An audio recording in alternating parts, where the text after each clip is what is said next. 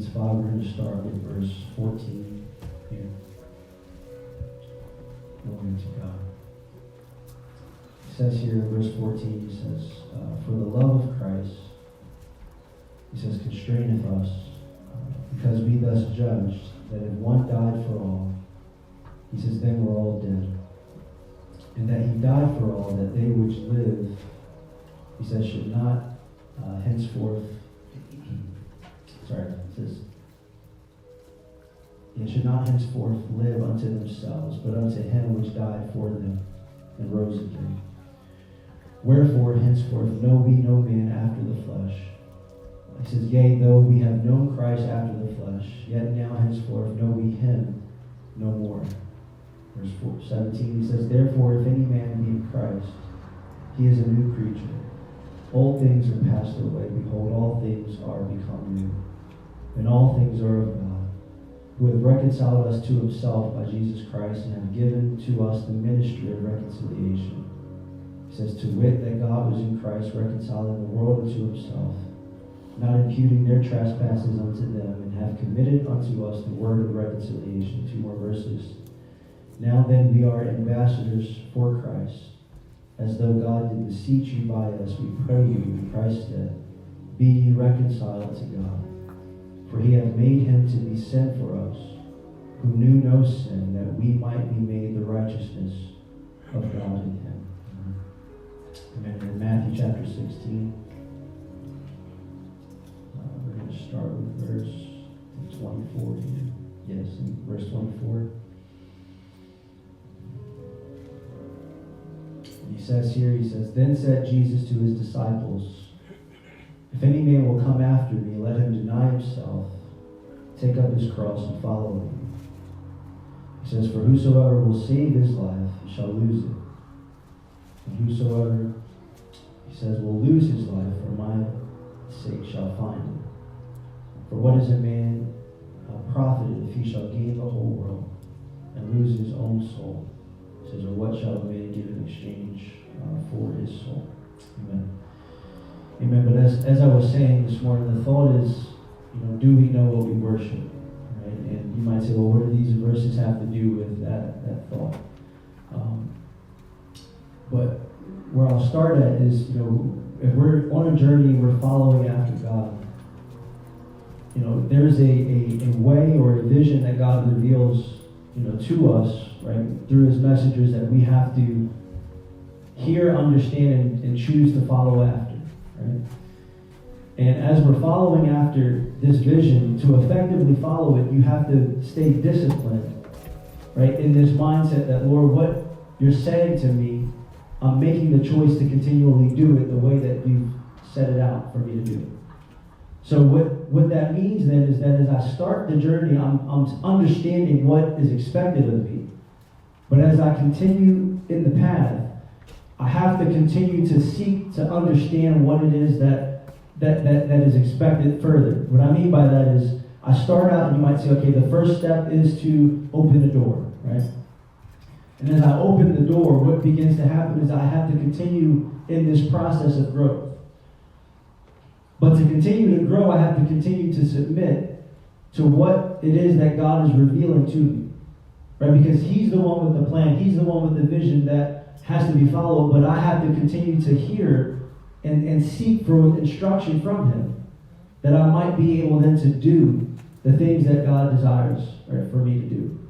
Again, so why am I saying this? Because when Jesus was speaking to his disciples, as we read in Matthew 16, he was essentially saying to them, listen, if you want to follow me, if you want to come after me, he says, let him deny himself.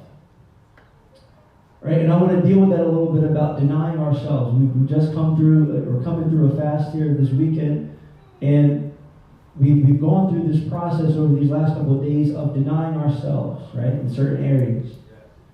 And as part of that, you become sensitive to certain things, right? So if I don't eat, then I become sensitive to smells, right? The smells of food, or if I'm out and about and I smell something that doesn't sit right with me, it affects me even more because I'm on an empty stomach, right?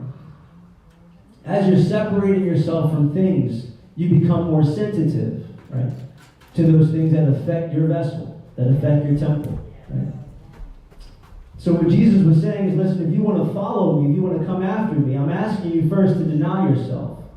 Because what has to happen is you have to become sensitive to the things that I desire of you. Right? But again, what happens is as you follow a vision, as you begin to hear an instruction from God, think about this. He's dealing with them about this. We're 16 chapters into Matthew. And he's coming back to them and saying, listen, if you want to follow me, you have to deny yourself. Because though you've heard a little bit about me, though you've heard some things that I've been speaking to you, though you've had some experiences with me, you cannot get, as Pastor said, complacent. But I was saying to my wife as we were sitting together Friday night, and I was saying to her, I said, sometimes we can get on cruise control in our life with God. Right? That we're doing our thing, we're praying, we're reading, we're reaching out to people, we're speaking to people about Christ, but in a sense, we're on cruise control. Where that are you really growing? Are you really progressing in your walk with God, or have you become stagnant with just doing the things that you know you ought to do? Right? But you're not actively pursuing to say, God, what is the instruction for this season? God, what is the instruction for now? And you can get complacent for a few different reasons. Right? Sometimes we can get around so much word, we can get around so much things that we begin to get just complacent with hearing the voice of God. We begin to get complacent with the presence of God. We begin to get complacent with praying. You can just add whatever you want in there with worshiping. You begin to get complacent with those things to the point where now that worship doesn't affect you the way it used to. Where now that word of God is being spoken to you doesn't affect you the way it used to. Right? And as a result now what's happening is it's hindering your ability to follow the vision of God the way that you ought to. Because you got used to having certain experiences. It's like a person that was once poor, right? And they come into a place where they receive a little bit of money, and as they continue to receive a little bit of money, they get complacent with the new things that they've been able to obtain based on their new income that they have. And as a result, their appreciation for these new things that they have is not there any longer. Because it's become normal to them. What happens is they've forgotten, as people say, where you've come from. They've forgotten the journey. They've forgotten the process. And as a result, the things that they have now in this life that they've come to at this point in their walk with God has now become normal. And I don't appreciate the things I have now.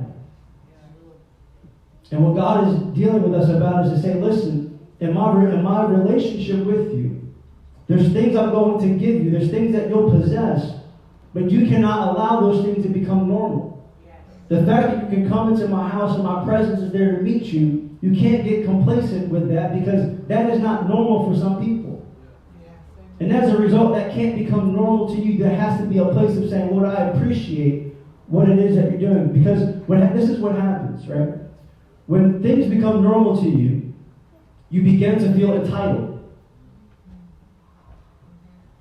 When I get used to the presence of God always meeting me there, what happens is now I feel entitled that has to happen that way.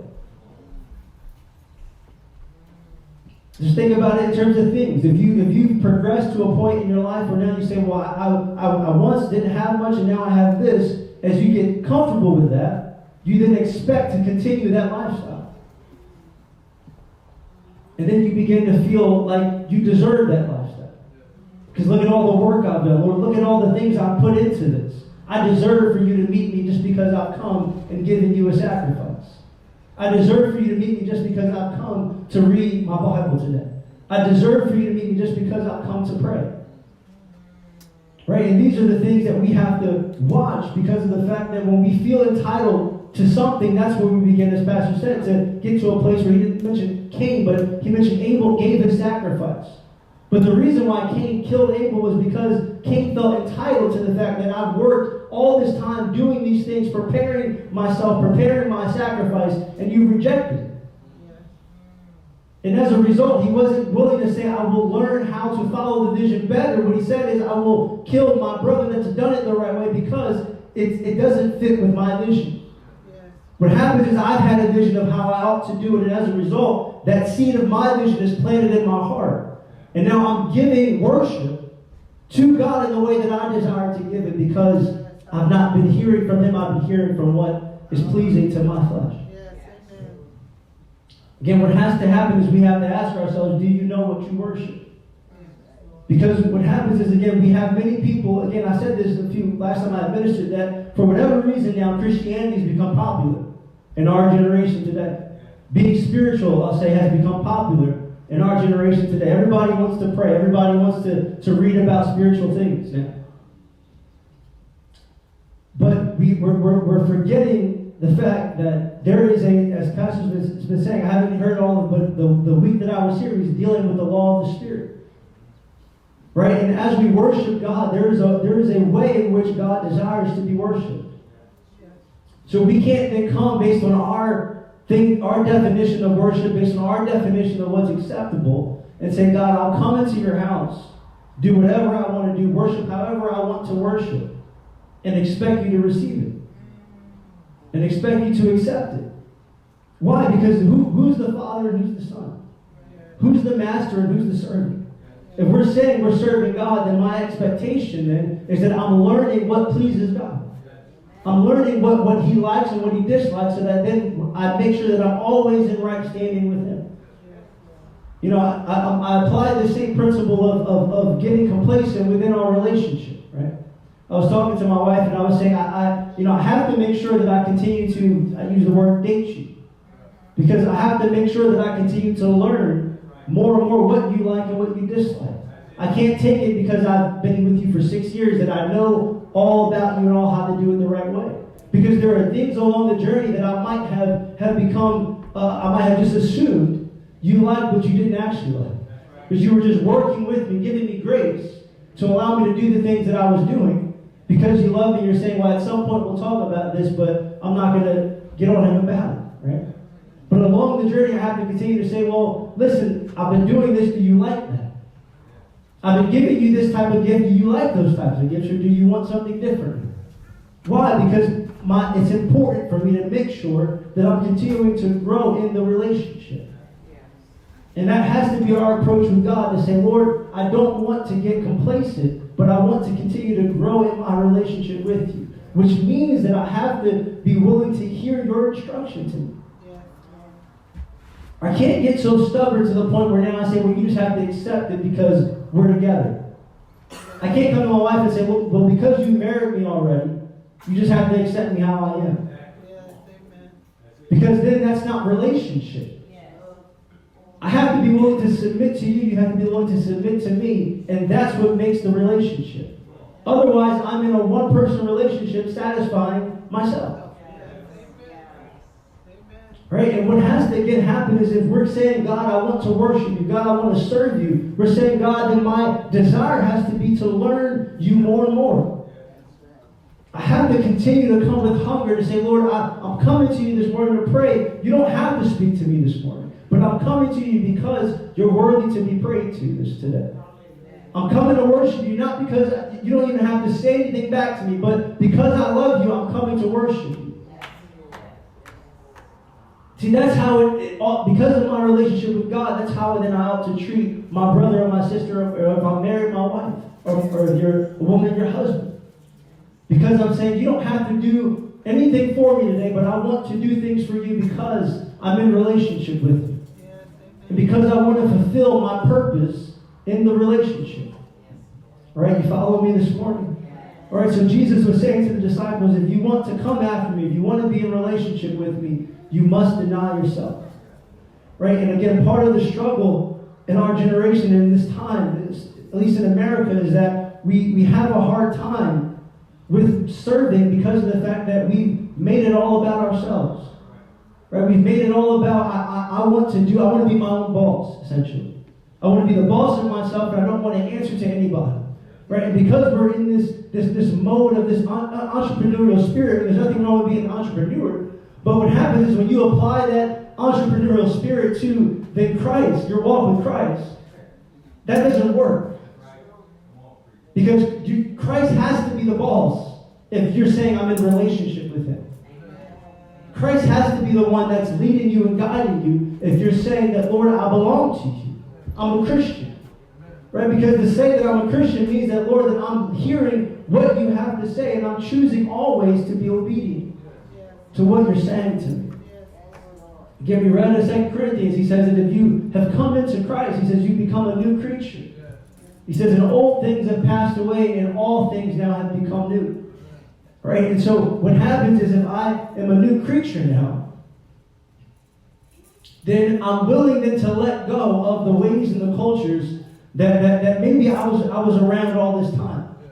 And I come to the place of saying, look, I am letting go of these past things and now accepting, right, this relationship with you, God, and I'm allowing you to show me how to be. I'm allowing you to reshape my approach in life. I'm allowing you to reshape even my interest in life, because I have to be willing to say, you are Lord of all. You're Lord of everything in my life. See, again, the issue is that when we come to God and we're saying, Lord, I'm following you, and as we get complacent in the journey, there's areas in our lives, right, that we say, well, God, I'll do this for you, but I have these things that I like. I have these things, I have these aspects about me that I don't want to let go of. And so as a result, I don't want you to touch those areas. And so what we do, and those areas can be different things. They can be good things about us, things that we feel are good, or things that we just like about us. You can say, well, I'm a smooth talker. I know how to get myself out of things. And as a result, I like that aspect about me. And God might say, well, I don't want you to be a smooth talker. I want you to own up to the things that you've done wrong. And when we say, well, I don't want to do it that way. I like this thing about me. But God is saying, as long as you hold on to that thing that you like about you, what happens is you're giving them worship to that thing about you that you like. See, the reason why we struggle with overcoming certain things in our lives, or certain maybe attitudes, or certain characteristics that we know God has dealt with us about in the past. The reason why we struggle with overcoming them is because we don't stop worshiping those areas of our lives. What do I mean by that? If I know that I have an issue lying, right, then what happens is I have to abstain, I have to stop worshiping or submitting. When I say worship, I'm just saying submitting to, right, the desire to lie. But as long as I keep submitting to that desire to lie, what happens is I will never break that spirit of lying. We're going through a fast this weekend, right? And so what happens is if you say, well, I have a hard time, right, with food, then this is a way then of saying, okay, if I stop eating for a period of time, I'm stopping my submission to this feeling of hunger.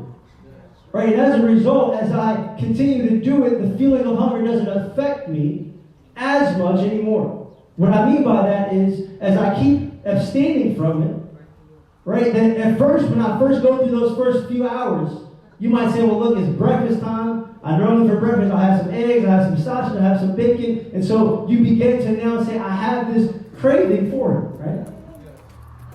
But the longer you go without it, you might still be hungry, right? The feeling of hunger may not go away. The desire to eat may not go away. But you don't feel as like I'm about to die. If I don't get this thing right now, I'm about to die.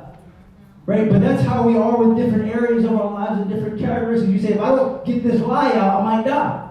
And it's like, well, you're not going to die, but you're so used to doing it that way that now it's become a habit that is hard to break from. You're so used to being angry, you're so used to being deceitful, right? You're so used to put whatever characteristic that you know about you, put that in there and say you're so used to doing it. And you've never fasted yourself from that thing. You've never fasted yourself from that area of your life, and as a result, right, what you're doing is you don't realize you're giving worship to that thing. Just go with me to John chapter 4. John chapter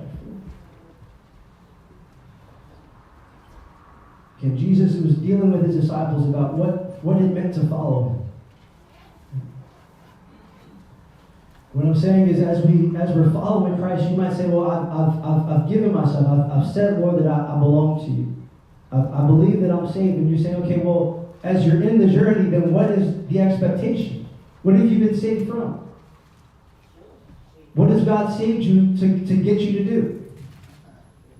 Because just to keep turning to John chapter 4, but just as a side note here, when we say God has saved me from something, Right? There's a lot of confusion in our generation now about what salvation looks like. Right? Because there's so many people that have that believe they have the inside scoop on what God desires for people. So you can pull up on a Sunday, you can pull up a YouTube, or you can pull up whatever app, and you can listen to 5 different messages, and they're all preaching different things about what it means to be born again. They're all preaching different things about what salvation means, or what God's expectation is of His creation. But if they're all saying they're speaking from God, why are they all speaking different things? Because if God is the same, He's not going to give you a message that is different than, right, that is completely contradictory to another person that's saying they're speaking from God. Because it's supposed to be the same Spirit. We're supposed to be striving to all be holy, right? That's what the commandment is, right? So if that is the command of God to us, then why are we getting our own different interpretation of what just the basic principle of salvation means? That's the start. So if our foundation on what salvation is wrong, how are we then able to worship God the way He's desiring to be worshipped? Again, what happens is we begin to adopt, right, things about Christ that have not been given to us through the Scripture. We begin to accept thoughts in ways that are popular. And because they're popular, we begin to say, well, I've heard a lot of people talking about this salvation this way. I've heard a lot of people say that, well, you can be saved, but you're always going to be a sinner. You're never going to be perfect. You're always just going to have things in your life that God understands, that God just sees. But the issue when we say that is, okay, well, where did God say to say a Nicodemus, be born again, but keep some things about you that are not so great? No, He said if you want to enter the kingdom of heaven, you must then be born again. And what was He saying? He said you must then be willing, right, to die to the characteristics that you know about you, that you have about you, and be willing to accept a new way. Because as long as you stay in that situation, as long as you stay in that state, He said you cannot enter my kingdom. But what we want is we want God to give us a permission slip to be able to not do everything He wants from us. We want God to give us a pass and say, well, we're in the age of grace, so God understands. But God is saying, look, I'm giving you grace to get it right. I'm not giving you grace to keep doing it the wrong way. I'm giving you grace to, at some point, make it right. Because if you took that same approach of God, just accept me as I am, if you took that same approach with a bill collector and said, look, I know I'm not giving you everything, right? But just take this, I got a penny today, just take this penny. I know I owe you $1,000, but can I just give you the penny? And each month you just keep giving that penny? Well, I'm giving you something, right? At some point they're going to say, listen, the grace period is worn out. Right? At some point I have to take whatever it is that you're paying off, I got to take it from you. Because you're not giving me the payment that I am expecting. You're not giving me the payment that you signed up for. Right? And as a result, now you've broken your side of the covenant. You've broken your side of the relationship. So now you can't benefit from this thing that you signed up for. Amen? Amen. John chapter 4. Thank you, Jesus. Actually, let's not go there now. Let's go to 2 Timothy, chapter 3. John 4 is what I want to get to, but let's just go to 2 Timothy 3 real quick. Then we'll work our way back. Again, but we have to be willing to deny ourselves. That's really what I'm getting at here, is that to be able to worship God the way that He desires to be worshipped, we have to deny ourselves. 2 Timothy chapter 3. We're going to start with verse 1.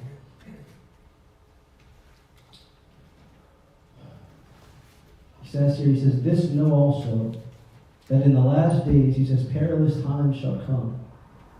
He says, for men shall be lovers of their own selves. He says, covetous, boasters, proud, blasphemers, disobedient to parents, is unthankful, unholy, without natural affection, truce breakers, false accusers, incontinent, fierce, despisers of those that are good, It says, traitors, heady, high-minded, lovers of pleasures, more than lovers of God.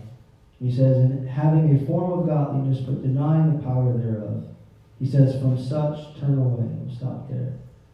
Right? The part that I want to just focus in on, we know this is what Paul was writing to Timothy and talking to him about what apostasy or what a turning away from God was going to happen. And he says here, he says to start off, he says, for men shall be lovers of their own selves. Right? And again, if Christ told his disciples, you have to deny yourself. Right? And we come to the point where we are lovers of our own selves. And we love ourselves so much that we don't want to deny ourselves in any area. Then how then can we follow Christ? Again, if we want to be our own boss in everything, how then can we follow anything? Because what we want to then do is we want to only answer to ourselves. We don't want to be accountable to God. We don't want to be accountable to other people that are serving God. We only want to be accountable to ourselves. But when we do that, right, we are hindering our ability, right, to grow in Christ. We don't want to see it that way, but we're hindering our ability to grow in Christ when we choose to say, Lord, I don't want to deny myself in this area because I love it too much. It's a part of me. I like the way that I can defend myself in this area. I like the way that I have certain things about me that I just like.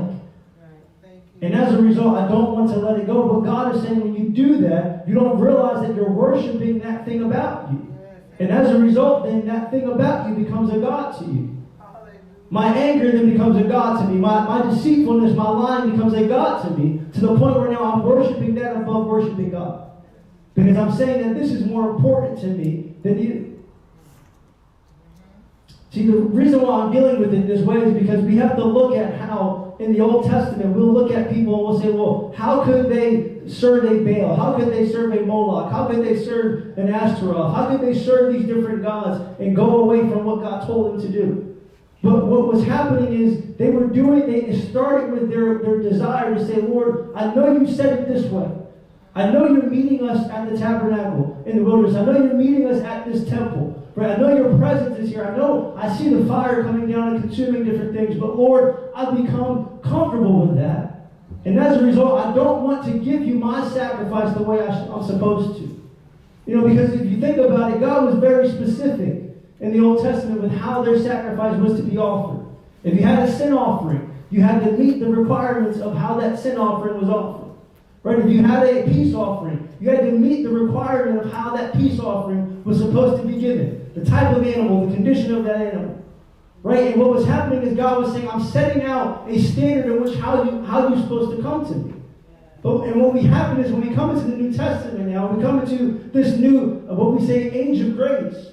Now what happens is we begin to think that God doesn't hold us accountable in the same way. That if you want to give a sin offering to God, how do you do it? And we say, well, God, I'm coming and I'm repenting, but as I'm repenting to you, I'm not fully letting go of my things about me. I'm just saying, God, I'm sorry that I made this mistake. I'm sorry that I messed up in this area. But then God is saying, okay, that's great, but now what are you going to do to change in that area?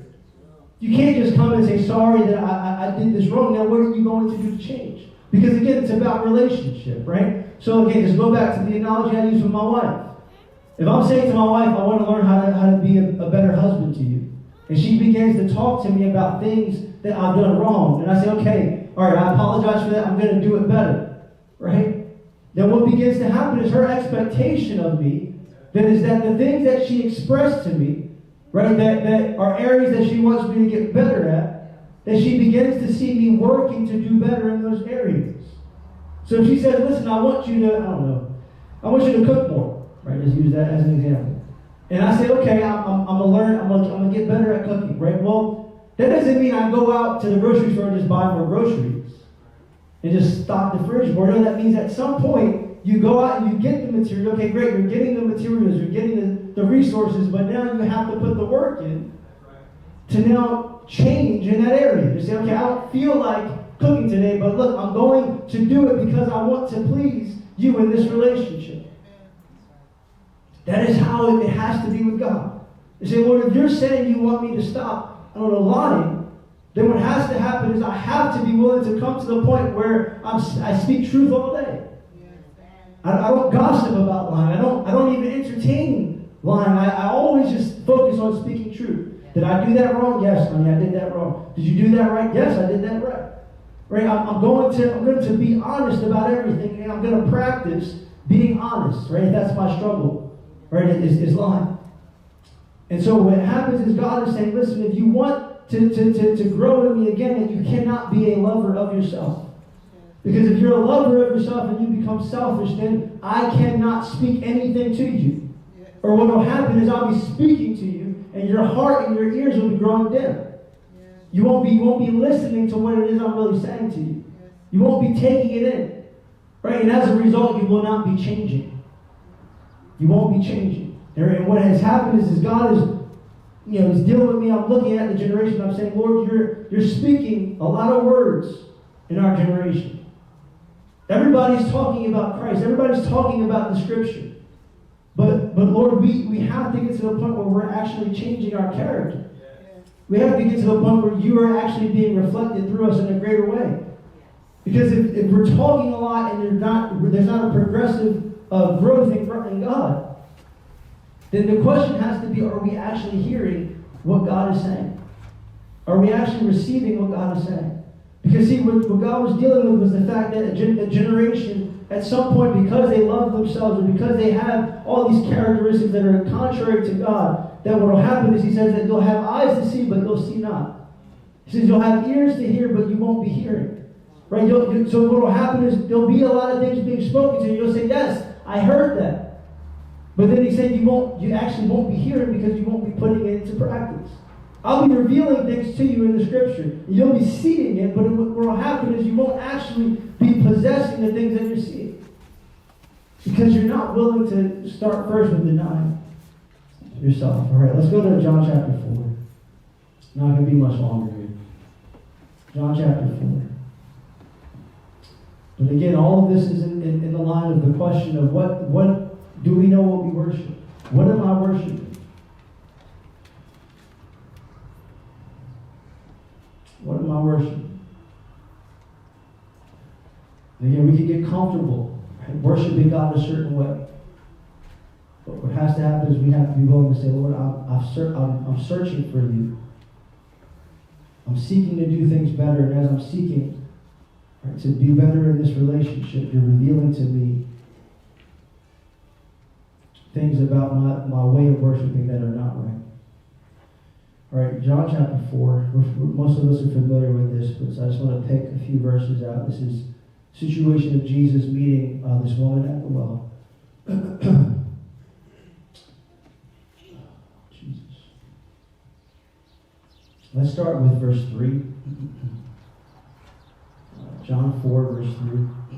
He says here, he left Judea, speaking about Christ, and departed into Galilee. And he must needs go through Samaria. Then cometh he to a city of Samaria, which is called Sychar. He says, near the parcel of ground that Jacob gave to his son Joseph. He says, now Jacob's well was there. Jesus, therefore, being wearied in his journey, sat thus on the well, and it was about the 6th hour. And there cometh a woman of Samaria to draw water, and Jesus saith unto her, give me to drink. He says, for his disciples were going away into the city to buy meat. And here the response of this woman says, then saith the woman of Samaria unto him, how is it that thou, being a Jew, askest drink of me, which am a woman of Samaria?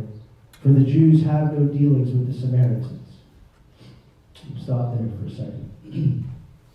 Again, so a lot of us are familiar with this, right? That Jesus, he just came, right, from dealing with Nicodemus, and he's on his journey, right, from Galilee. And he says, listen, I gotta get to Galilee, but I have to first pass through Samaria on this journey, right? And he's saying, listen, as I'm going on this journey, my disciples go out, and now I'm physically tired.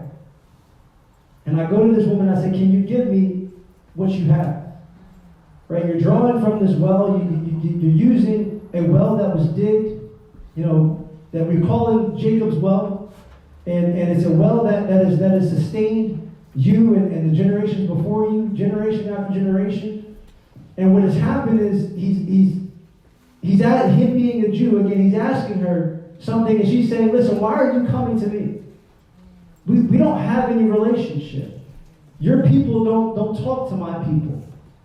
Right? And if you know the history of the Samaritans, you know that at some point in time, and I won't step on you guys' toes, but at some point in time, right, that what began to happen is that people of Israel broke off. Right? There was a division that took place.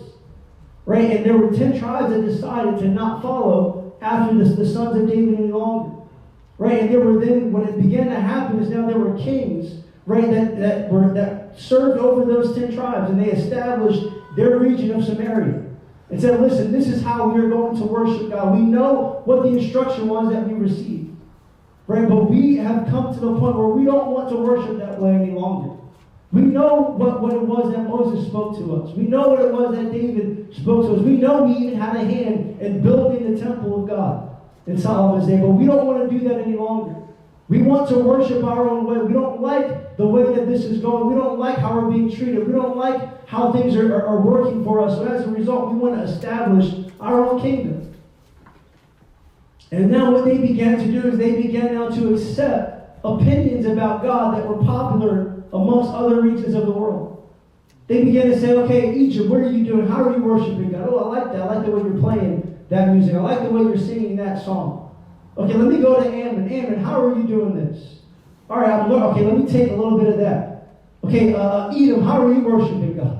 All right, let me take a little bit of that. Let me incorporate that into my worship." And now what they began is they began to develop a mixture of how God ought to be served. And now they began to pass that down through generations to the point where now it's become so much of a struggle between their way and the way that God has originally established that even amongst the people of Israel, there's a war taking place. Even amongst them. Well, I thought we were all serving the same God. I thought we were all calling our God Jehovah. I thought we were all coming to the temple and worshiping Him the way that we thought He ought to be worshipped. We all call Him the same name, but we're not doing it the same way. And so Jesus, and now in His generation, He comes, right, He's dealing with an issue that has started way centuries before. He's dealing with an issue that was established from just the decision to no longer follow after an instruction that was given to David, an instruction that was given to Solomon. And now He's coming now and He's dealing with this problem. To say, "Listen, you want to worship your own way. You want to do it your own way, and now I have to come and now reveal to you and show you, right, that all of this thing that you've made a big fight over, would you just be willing to change? Would you be willing just to let it go? Would you be willing just to say, okay, listen, I know I've fought wars over this. I know that I've struggled with this lie. I know that I've struggled with this anger. I know I've struggled with this thing. I don't want to let it go. It's been with me since birth. It's been with me through my family. It's been with me through generations. This is how people know us." Right? And He's saying, well, would you just be willing to say, I'm willing to accept something different? So He came to her and said, "Listen, give me what you have." And so she draws water from that well. That well is still working. Just think about that. This is Jacob's well, they call it, and that well was serving them through generations. Right? So she draws from that well, she said, and she gives him, or she says, "Well, what do you want from me? Right? Why are you talking to me?"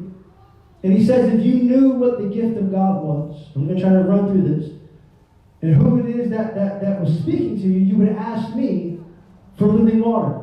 Right? So He's saying, I'm coming to you and asking you to give me your sacrifice, give me what you have. And He's saying, but if you knew who I was, right, you wouldn't be complacent with just drawing water from that well. But you would understand that though this physical well has been satisfying you, though it's been sustaining you, right, that that's not that's not the fullness of what I want to give. Right, that though you've gone off and you've created a mixture, and even in the mixture you might be saying, well, Lord, I still feel your presence. Even in my mixture, I'm saying, well, I still feel this, I still feel that. Lord, you're still moving on me, you're still dealing with me. Well, God's saying, but listen, that's not the fullness of what I want to give.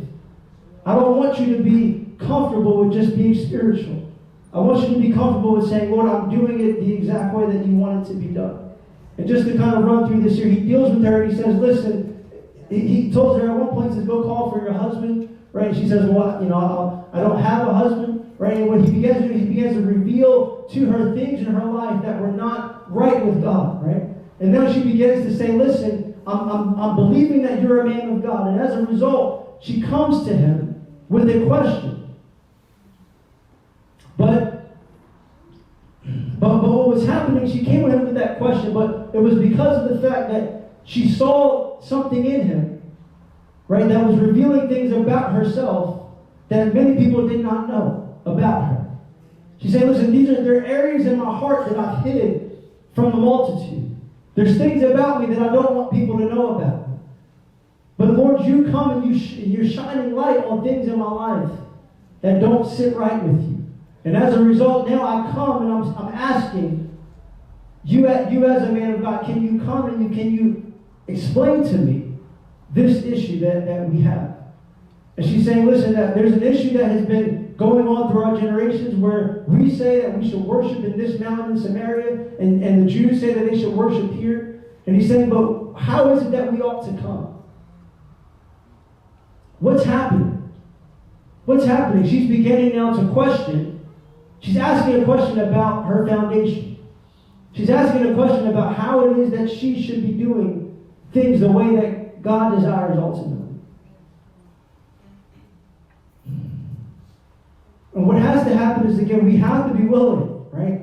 The only reason why she can have this encounter with Jesus is because of the fact that she didn't get indignant in her sin. She didn't get indignant about her culture. She didn't get so much of a say, I love myself so much that I'm unwilling to let go of my culture. I love myself so much that I'm unwilling to stop doing things a certain way. She came to the point of questioning, saying, listen, this is what I've been taught. This is what's been passed down to me. Is this the way that I'm supposed to be doing it? Is this the right way to worship? And now because she was able to ask that question with the right heart, the answer that Jesus gave could affect her. Again, because she was asking the question with the right heart, the response that Jesus gave could affect her. You see, we come to God and say, Lord, why I want to learn how to do this better. But we don't always accept the response from God because of the fact that our heart is not right. Because we're not asking God with sincerity. We're asking God just to know what we're doing wrong. But God is saying that if you come with sincerity, then what happens is when I respond to you, your heart should say, okay, Lord, I'm going to do it this way. And so what happens is now, Jesus didn't do any miracle in front of her. He was just speaking words to her. He didn't go out and heal anything about her. He didn't go out and heal the sick in front of her. He didn't go out and multiply the loaves and the fishes in front of her. All he said was, listen, there's going to come an hour where we're worshiping at Jerusalem and worshiping in Samaria. That's not going to be the critical aspect. The critical aspect is going to be the condition of your temple. The condition of your body. Right? He says, and he says, listen, and he adds a little bit more to her. He says, listen, you worship, you know not what. Right? He says, because what happens is you have come to the point of you're worshiping what you call God. But your worship of God has been mixed with all these other things. And because you've mixed it with all these other regions of the world and all these other things, what begins to happen is now as you're worshiping me, you're not worshiping me and me alone, you're worshiping God, you're worshiping Baal, you're worshiping Ashtoreth, you're worshiping Moloch, you're worshiping all these other things because you've incorporated things about their worship into your worship of me. Because if you study the people of Samaria, what happened is now, as they began to be overtaken by different tribes, what began to happen is these other people began to mix, not just their people, but began to mix their gods in with the gods of Jehovah. Right? And because they began to mix all these gods, it came to a point where they couldn't even identify any longer who the Samaritans were.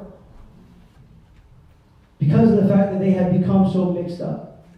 And what we have to begin to see is that this is what is trying to be made of Christianity. Right? That we will just accept anything. We've taken that phrase, come just as you are, as though God will not change us. That we can just keep coming as we are, we can keep offering what we want to offer, and it's okay. But see, when we offer what we want to offer amongst people that are offering to God what God desires, we're mixing our worship.